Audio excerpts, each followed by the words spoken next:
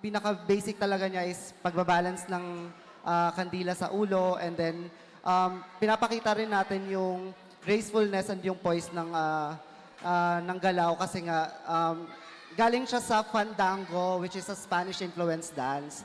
So general comment lang,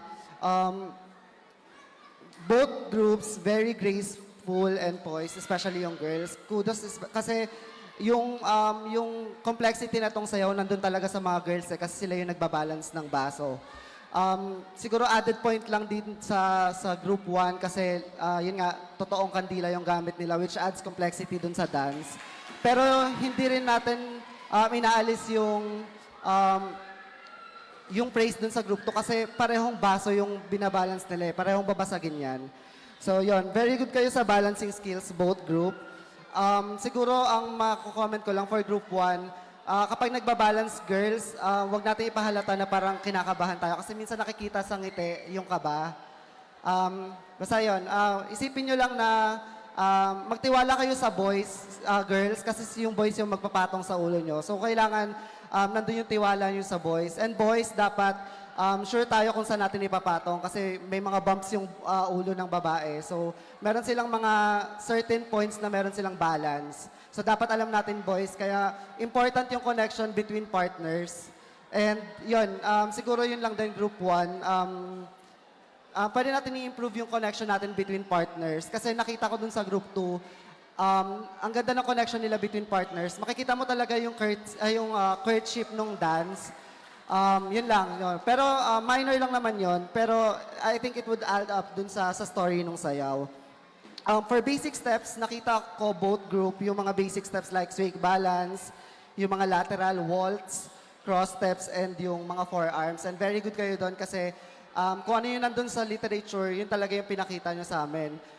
Very good din na nag-stick kayo sa literature kasi nagkaroon ako ng impression na possible na magkaroon ng mix. Kasi usually merong mga dance groups na namimix na yung iba-ibang pandango, like pandango sa Ilaw and Wasiwas. So very good kayo sa part na yon.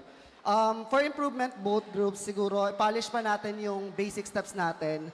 So yung mga fundamental steps and basic steps ng folk dance, kailangan solid. Kasi kapag meron kayong solid background and foundation ng basic steps and fundamentals, kahit anong sayaw sa folk dance, kaya nyo nang sayawin kasi pinaghahalo-halo lang naman yung mga basic steps na yon.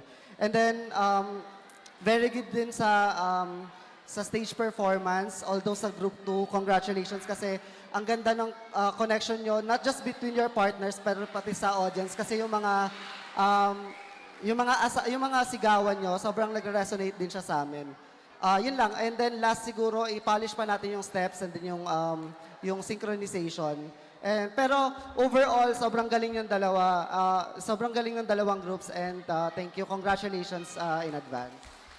Thank you so much, Sir Spencer. And of course, maraming salamat sa ating mga judges. Once again, palakpakan naman po natin ating dalawang grupo for elementary category, our cultural dance competition. Congratulations, kids! Pwede muna kayong huminga sa baba. Yeah. Congratulations! Ang Grabe, gagaling. ang galing, no? Alam mo, listening to the judges, na-enjoy ko rin. Kasi alam mo yun, mas na-absorb ko yung mismong sayaw nila kasi naiintindihan ko, no, Ate Rix? Even yung origin, ano yung mga proper position, ano yung proper na bitaw.